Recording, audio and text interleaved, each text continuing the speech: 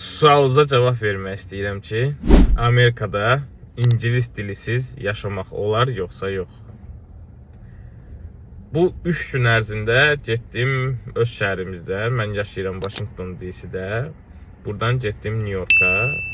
3 gün ərzində öz-özümə yəni challenge oldu. Dedim ki, görək mən İngilis dili bilmədən, yəni bilirəm çox az da belə, hə, yox.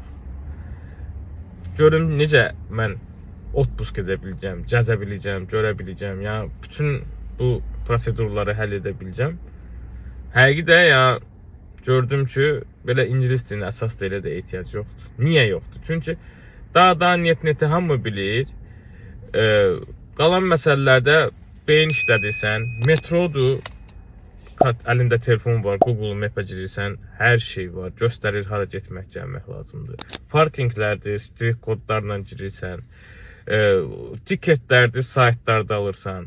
Plus ChatGPT var, adama konkret kömək edir də, ya bildiyin bütün məlumatları sağ verir dəqiqləməsi ilə.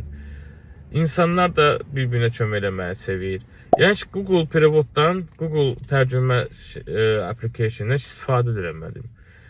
Yəni, bununla da yəni sizə bir motivasiya vermək istəyirəm ki, yəni qorxmağa ehtiyac yoxdur. Ürək istədiyiniz kimi dünyanın hər yerinə gedə bilərsiniz. Özdə Azərbaycanlı olmağı deməkdir ki, biz hər şeyə hazırıq, biz heç nədən qorxmuruq. Biz hara desən geyə bilərik. Bizim üçün yəni əsas odur ki, istək olsun, biraz motivasiya olsun. Motivasiya da qardaş, mən sizə verirəm də, gəlin, görün, hər yerə baxın, ürək istədiyiniz qədər yaşayın. Bir yerdə oturmaqla heç nə olmaz. Biraz soğan qurğundan çıxmaq lazım, canı o yiyincə. Arada bir çıxıb evdən, başqa yerdə nə var nə yox da görmək lazımdır. 3 gün ürəkli gəzdim, ləzzətli oldu. Gəlmişəm indi obratno, oturdum maşınıma. Axır ki, maşınımdan video çəkirəm yenidən. Və başlayıram niyə işləməyə, pulları geri qaytarmağa. $2000-3000 getdi. Özlə yaxşı baxın, öpürəm.